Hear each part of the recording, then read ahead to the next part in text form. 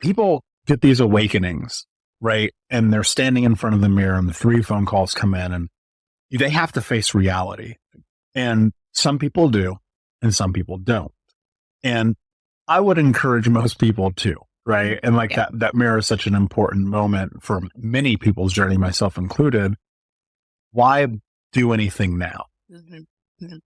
Yeah. I mean, for me, I think that I was in a place where I was so tired. And I think, first off, you have to do that. If you want your life to shift, if you want to change, you're going to have to take action at some point.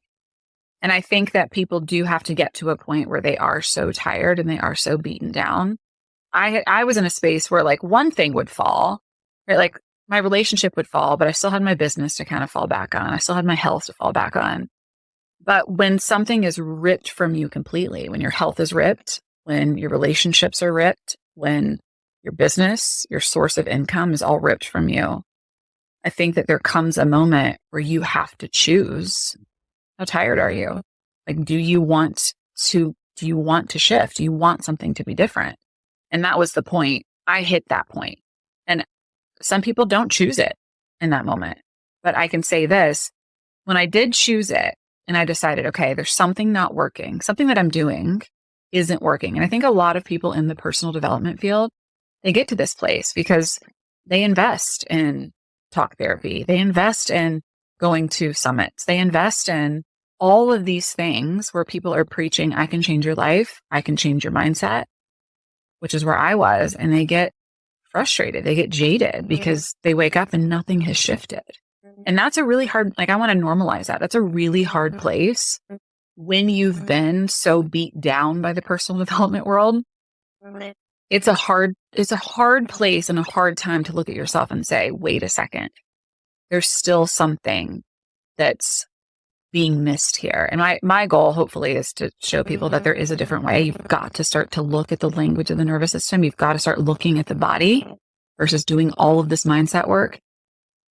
That was the moment that I had to choose something differently. And I hope that people can understand if you're in that, like if you're in that space of being jaded, I was in therapy for 10 years, right? And not that therapy didn't do anything for me, but I had done so much work up here cognitively, and I had not addressed anything in my nervous system.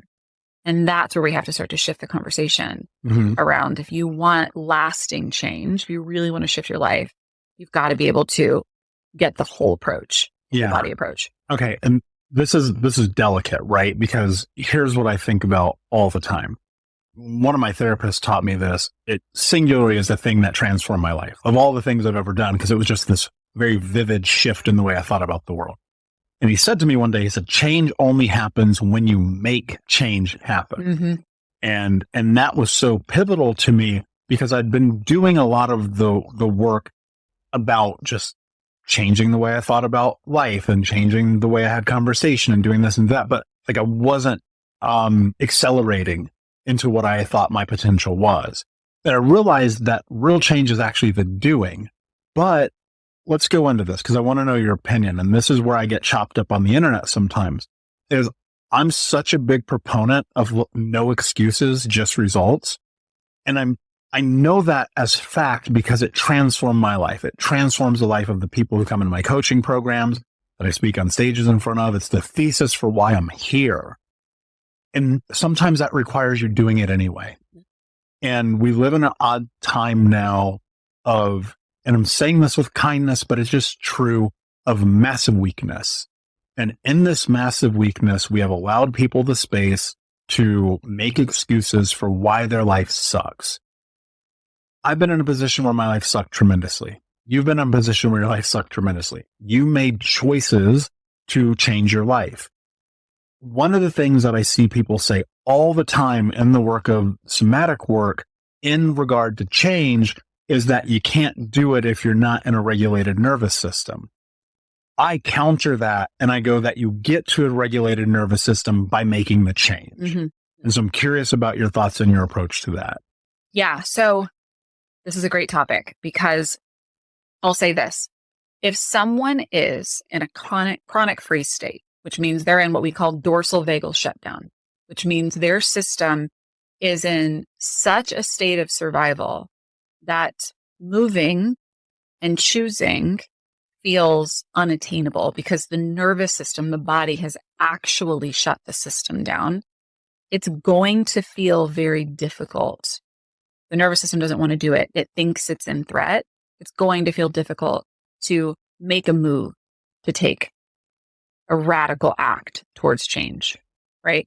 So just having that awareness, like just letting yourself orient towards, am I frozen right now? Like, can I not make a change? Can I not take a move to reach out to somebody to get help?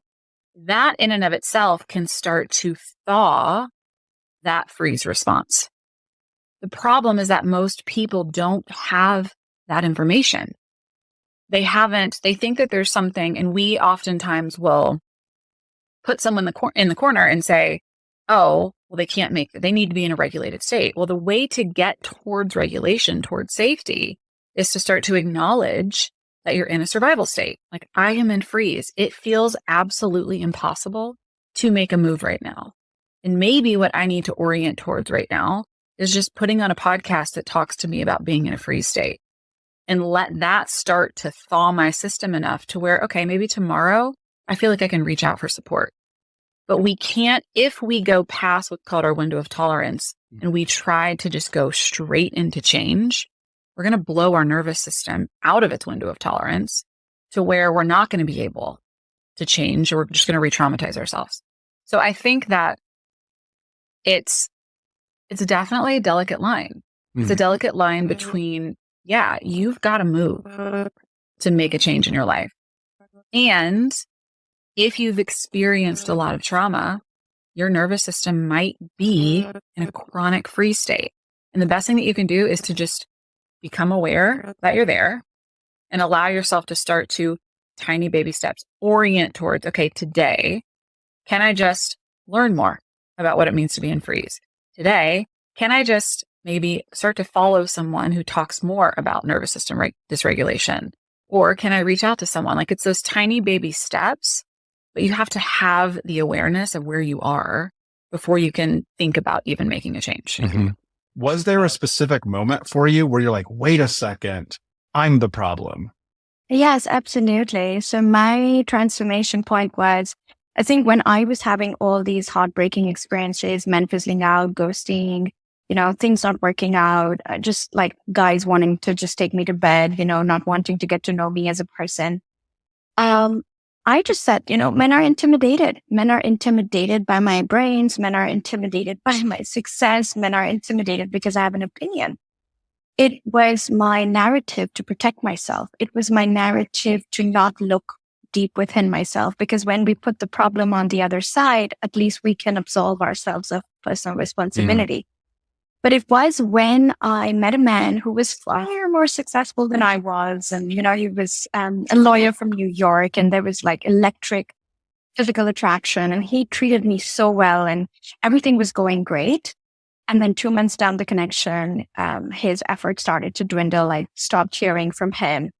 And of course, my feminine intuition said, if he's not messaging, he's not interested. But I was surrounded by all these equally masculinized German girlfriends who were like, come on, text him. He just wants to hear from you and figure out what the problem is and solve the problem and, take it ahead.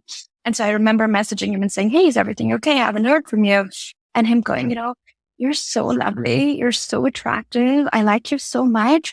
I just don't feel it. Like, I just feel like our connection is not deepening, and so I don't think it's working.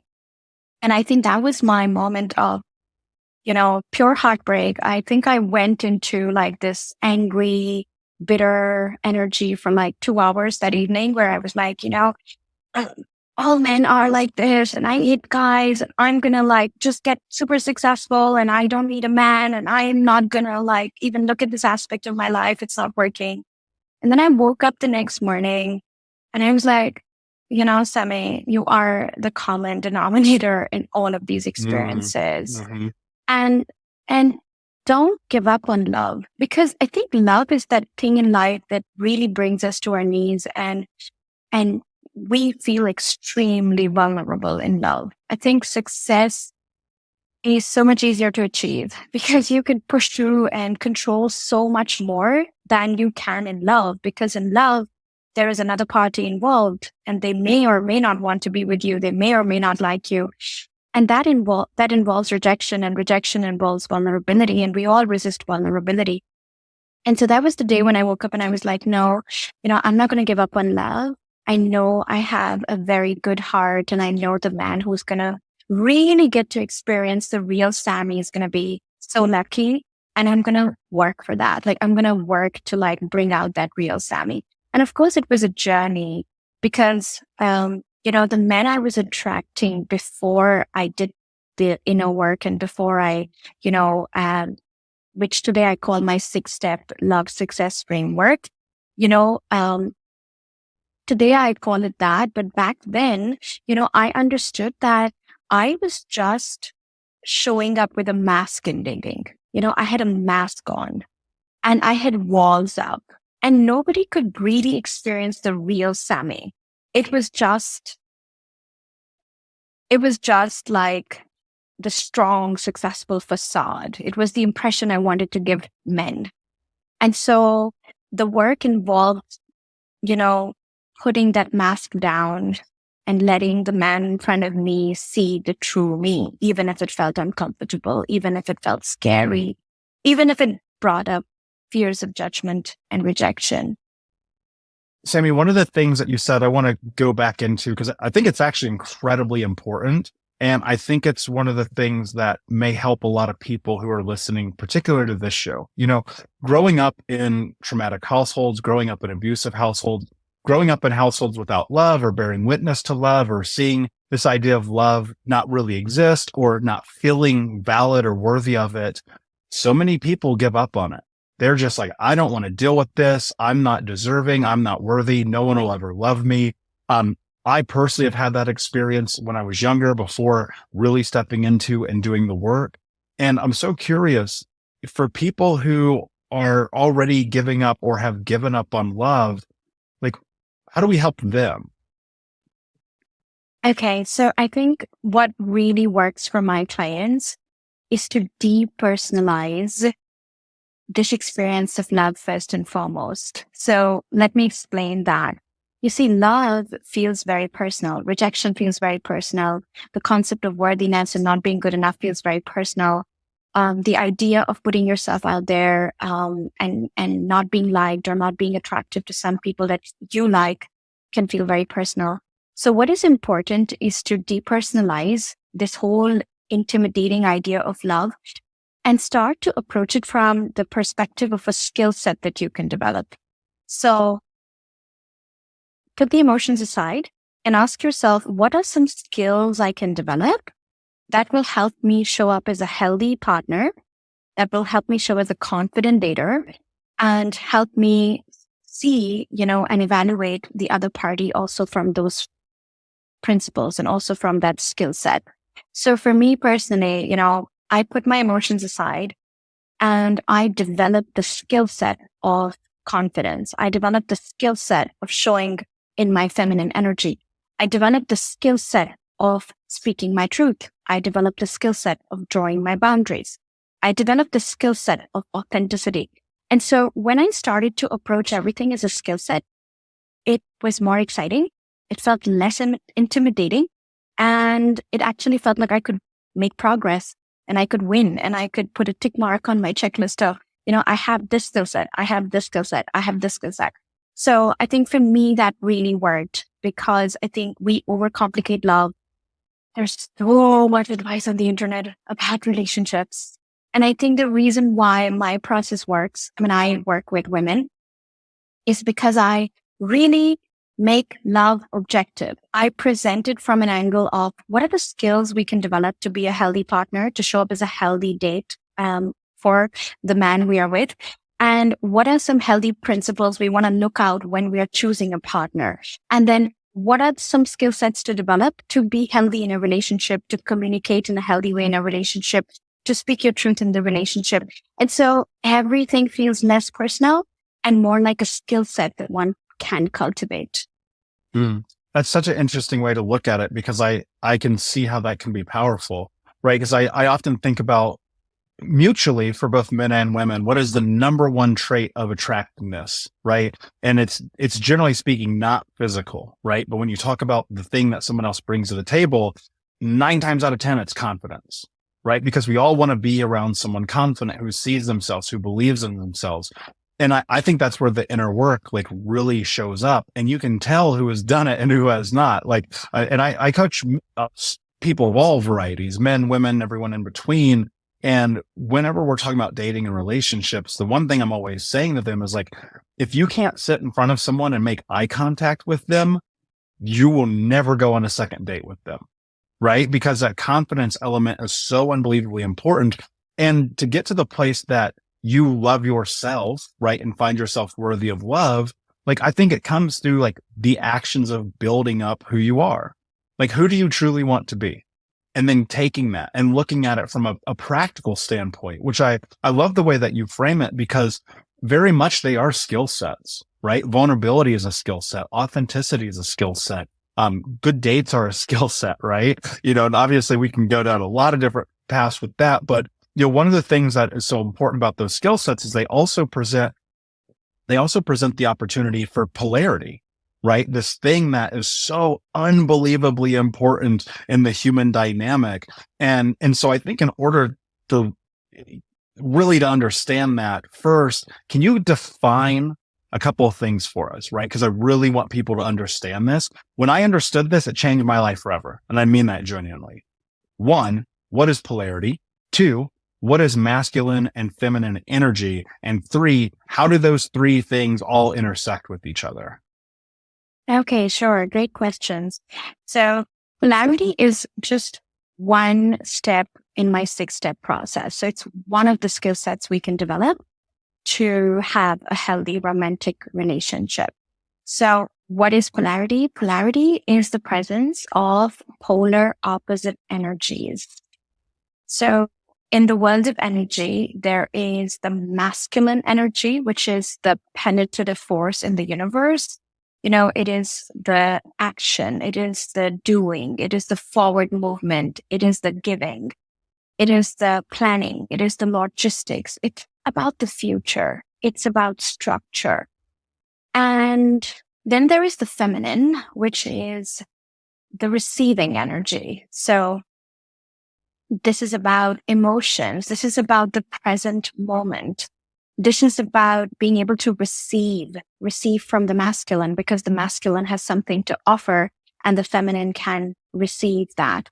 So when we talk about polarity in romantic relationships, what really goes on is that, for the women that I work with, for example, these are professional women, career-oriented women, ambitious women, and they are embodying a lot of masculine energy, because that is what life has required out of them in order to get to where they want to be. So if they are at top level, positions, they're engineers, they're doctors, they've had to work really hard. They've had to push their way through life. They've had to pass many exams, many interviews, drive, they can do it all because that's what life required out of them. And here's the interesting thing. What are they attracted to? They're attracted to masculine embodied men, because at their core, they're women. At their core, their nature is feminine. It wants to be taken care of. It wants to receive. It wants to be protected. It wants to be cherished. But that's not the life they have lived. So in their careers, they're extremely in the masculine. However, in their love life, they want a man who is bigger than them, who is better than them, who can look after them, who can give, who can do, who can provide. But here's the irony of it. You cannot attract an empowered masculine man while still being in your masculine energy. Because by the definition of, if attraction, sexual tension is created in a relationship when there is the presence of polar opposite energies or polarity, then if you show up in your masculine and you want a masculine empowered king, you're just pushing and repelling those men away. right? Like they're not attracted to masculine. They're not attracted to a female body with masculine energy, with that masculine spirit. So often we think that a woman who is wearing high heels and a pretty red dress and has a red lipstick on and a Prada bag, sitting at a bar, she's in her feminine, but that's not true at all. You could be wearing a red dress and have red lips and looking completely 10 on 10. And when a man approaches you, you could still have very thorny energy. You could still have a very egoistical energy. You could still not be warm. You could still not be inviting. You could still have walls up. You could still be argumentative. He offers to buy you a drink and you say, I can do it myself. So it's so interesting that my client, she has this issue that she shows up in her masculine and wants to attract the masculine. And what we teach is that if you want to show up in your masculine energy and you insist on showing up in your masculine as a woman, you're going to attract more feminine embodied men. Now, this is not a judgment. This is not a judgment. I think there are some people who will be better off with those men. But let's just talk to, what creates real sexual desire, real sexual tension, real attraction between a man and a woman. And that is the presence of those polar opposite energies. And this is true for men as well.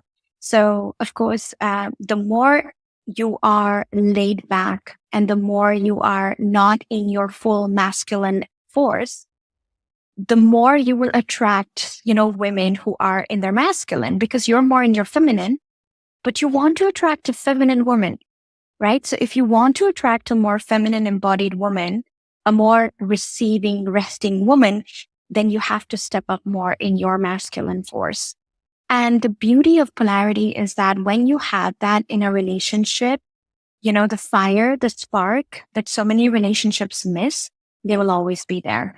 So my husband and I, we've been together. We're going to be celebrating 11 years. And till today, 11 years of being married. And, till today, he's just smitten. He's just like, it's so funny to watch, he's just like crazy about Sami. And he will do everything for Sami. And he will, carry me and love me and bring me gifts and spoil me. And it's because when I decided to let go of my masculine and I decided to be vulnerable and just be okay with being imperfect, letting a man see my imperfections, letting a man give to me, do for me, and just becoming that receiving container, it was then that I started to attract more king kind of men, because earlier I just was attracting takers. I was so much in my masculine.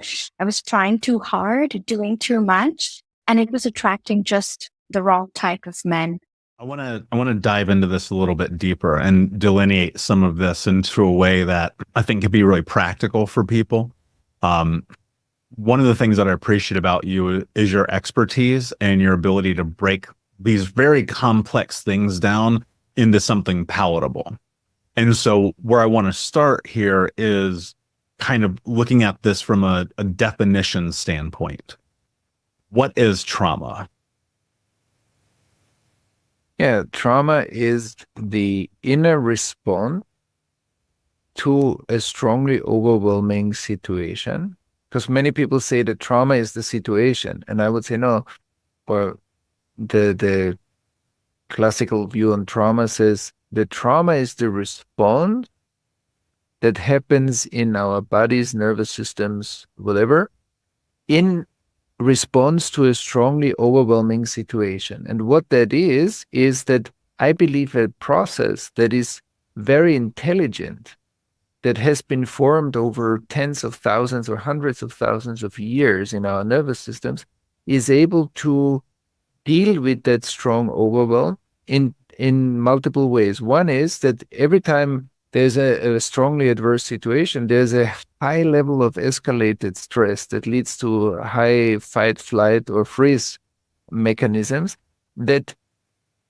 And the second part is then the nervous system can shut down the overwhelm. So there's something very noisy and suddenly you push the mute button. And when you shut down a part and compartmentalize the overwhelm in a box and shut it down in the unconscious, you can survive better, you can still act, you can do something in that adverse moment that you couldn't do with all that noise. And so, but what happens is, in the moment that's dissociated and shut down, it's like we have a window with a crack. So from that moment on, when something just comes a little bit closer to touch that place, we get really triggered, and we see the world not anymore as an interdependent whole, but we feel separate. And these are also the trauma symptoms. You have high escalation of stress, trigger, hyperactivation. You have hypo, you feel numb, you feel distant, you feel disengaged and indifferent, and you feel separate. So, and then it's me and them, it's us and them. It's like the whole story of separation that is, in a way, the reenactment of the next cycle of trauma already is built into that.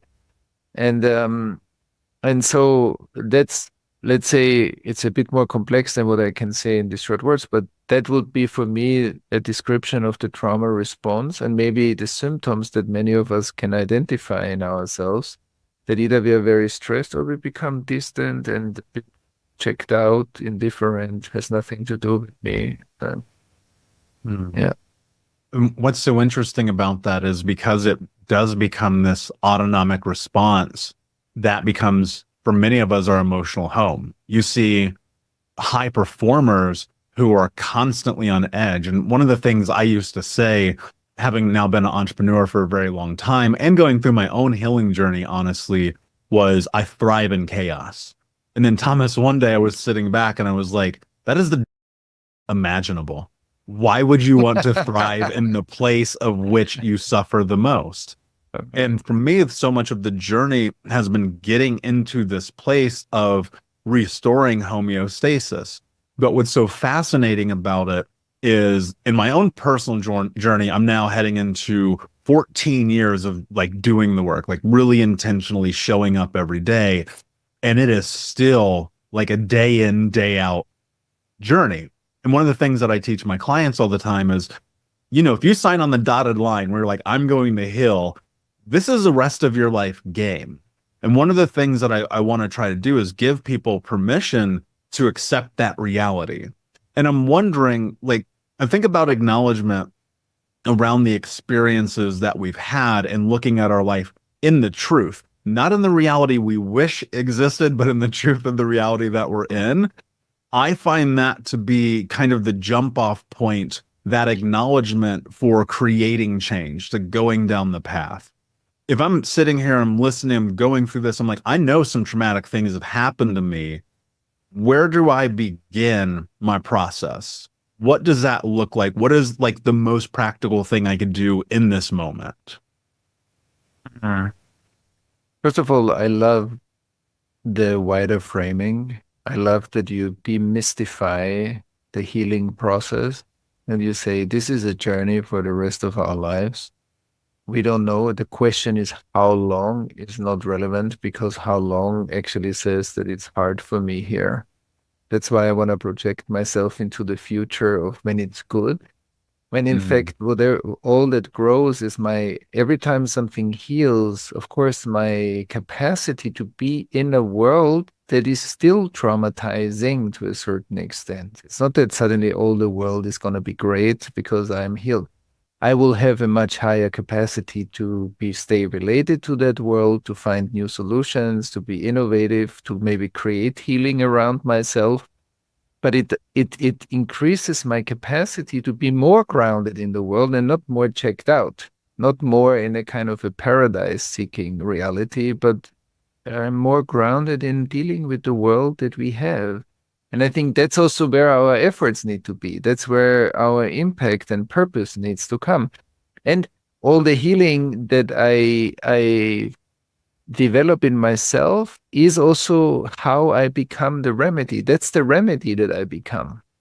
So post-traumatic growth is also what I heal in myself will serve others. They can learn through my nervous system that it's possible. And that's amazing. So thank you because there are many, self-help and you do it fast and it's fast and it's the process. It takes the time that it takes. And I think we need to be realistic about that. And that's also one thing we can do is we can say, yes, Because trauma, when we are on the trauma healing path, the reason why we get there most of the time is because we are suffering from something. And I think, coming back to your question, one element is to see, okay, there are multiple great friends that we can gather around us that can help us on the journey.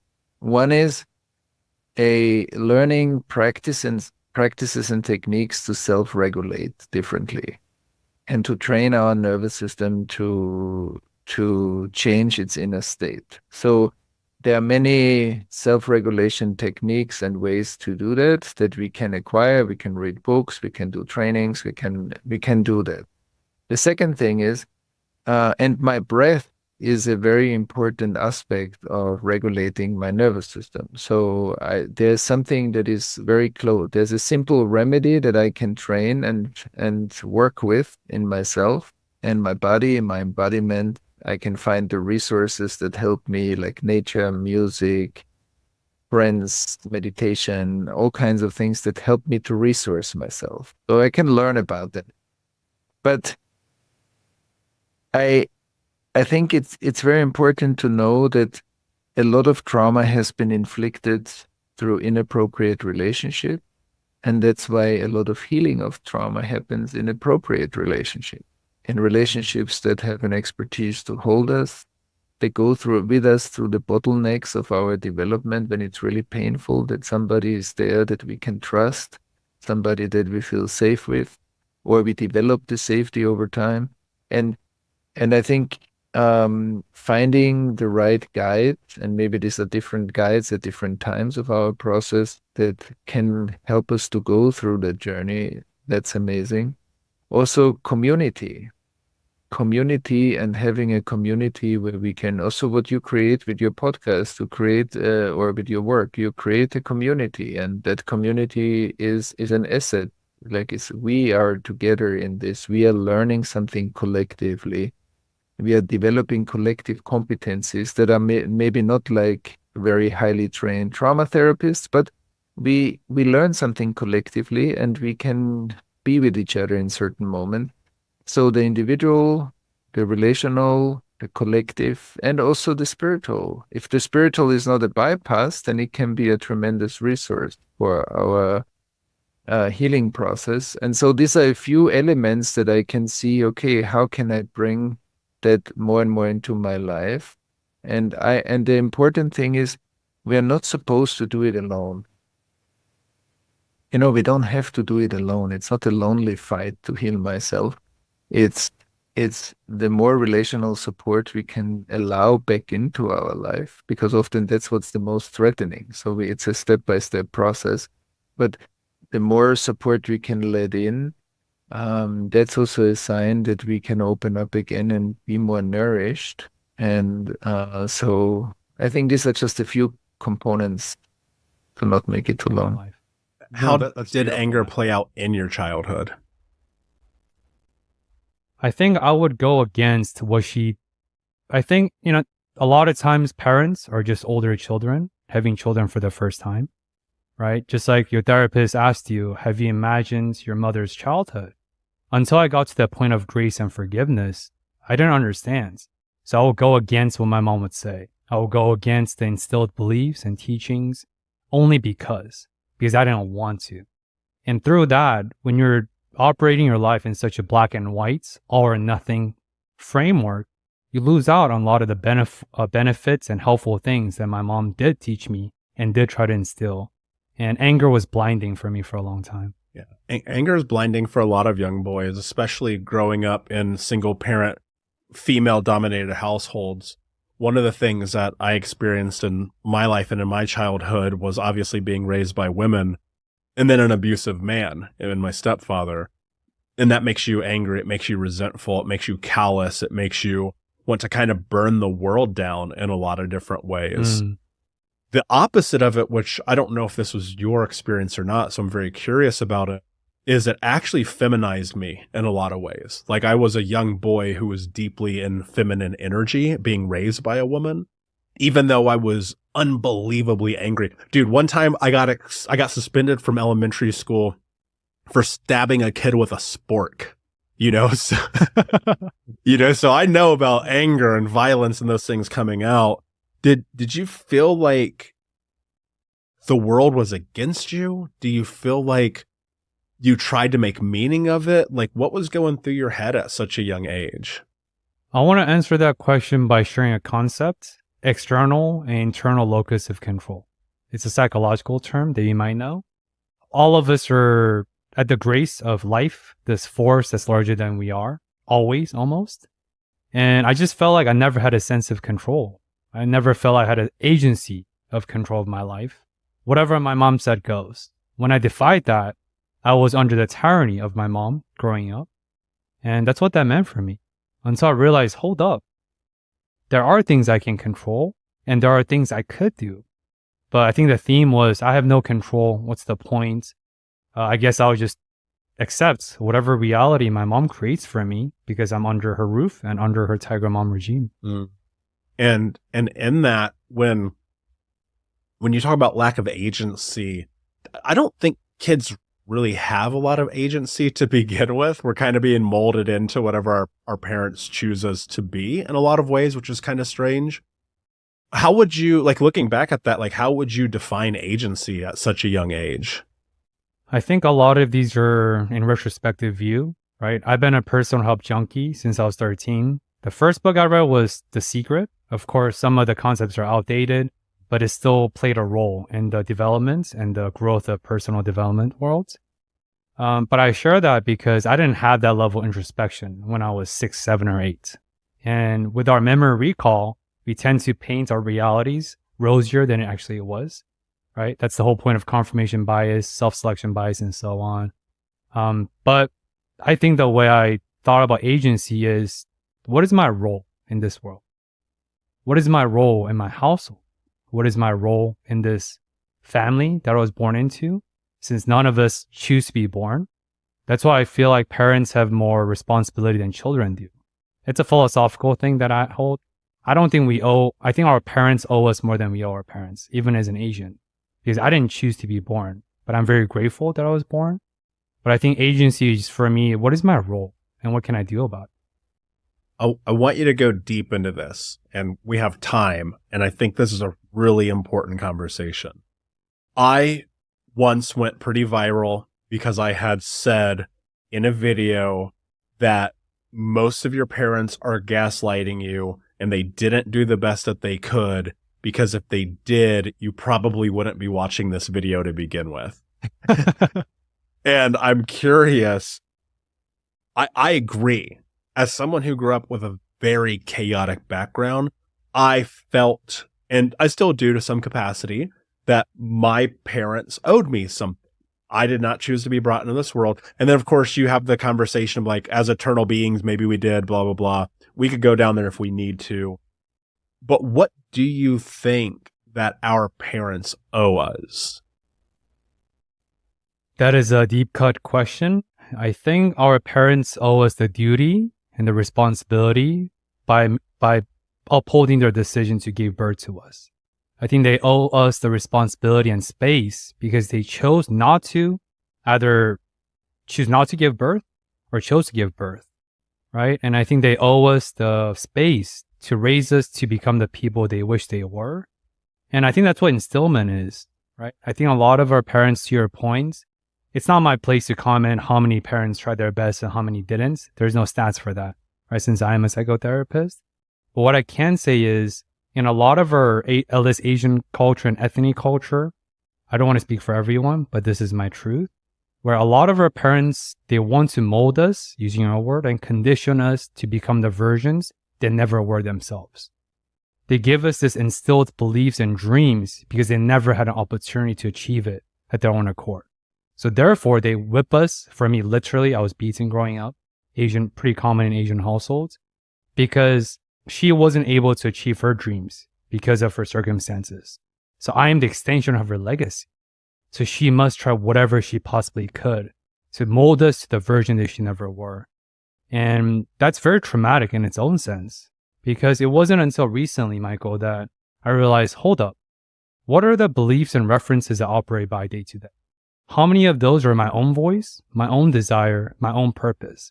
And how many of that were instilled by my mom, my stepdad, church leaders, thought leaders, and so on. And this process of peeling back the false layers, as I call it, like peeling back onions. I love cooking, and onions hurt. I cry every time I peel back onions. But when you get to the core of it, that's where the essence is. And a lot of us choose not to go through that process because it's painful. Well, part of me believes that it's supposed to be painful. And the reason that I say that, because it's like, how in the world do you break free of that if you do not elicit some kind of response that challenges you? And I think part of the problem is, there is emotional enmeshment that happens, and you end up with a lot of an emotional enmeshment and emotional incest. And you end up in this culturally, we are seeing this unbelievably damaging shift happening of son husbands in the world, where there are so many young boys who are being groomed by their mothers to be the quote unquote man of the house, to be the leader, to be mommy's good little boy. And that is so unbelievably detrimental to both masculinity and the male-female dynamic, that I think that there's going to be a price to pay that we don't even understand, that is starting to play out right now, but in 25 years is possibly going to be a downfall of our civilization as we know it. I realize that's grasping for straws, but I do think about this a lot. Growing up, because I think this is really important, because obviously you've created a ton of success in your life. You have an amazing podcast. You serve the country. You're a psychotherapist. You've been able to create success. But I also believe that there is a price to success. And that price to success often begins in our childhoods. For me, I went the opposite way. I was like, I know that I will create the life that I want by being a massive contrarian, by going against the grain, by doing the complete opposite that everyone ever tells me to do. And so I'm wondering, with the expectations of a tiger mom, with these cultural expectations, with I assume, I'm guessing probably a ton of bullying, especially growing up Asian in LA. Like, what were the pressures that you put on yourself? And then what were the pressures that your mother put on you that defined who you are as a man? I think the concept that answers that is productivity dysmorphia. I work out a lot, right? You're 6'4", 230 pounds. I'm a veteran, as you said. So a lot of men, we struggle with modern body dysmorphia. Men and women alike, especially if you're a former athlete, especially so. But what we're not talking about is productivity dysmorphia. Whenever I'm in this in-between spaces of not being hyper-productive or rest, I know you give yourself the grace of gaming all day once every couple of months, right? I don't know how to deal with these in-between moments. Some of my most depressive moments are when I'm in a chill stage, when I'm just doing 40 hours a week, since I have a full-time job and a business. I don't know how to embrace chillness. I don't know how to embrace the rest. Idleness is this demonic word in American culture. But idleness just means inaction. If you think about law of thermodynamics, right? Every action has reaction. But to do that, you have the pauses and the buffering space in between. And I don't know how to do that. This is my growth edge. I can need to work through it. But going back to your question, I think that's the biggest thing my mom instilled in me, is if you're not always achieving something, which is my core identity and my core belief I'm working through being an overachiever. If you're not achieving something, you're worthless. If you're not amounting to something, then you lack. If you're not doing X, then you don't have the Y. But productivity dysmorphia is something I think a lot of men, especially like you and I, can relate to. And I'm sure a lot of the clients you coach.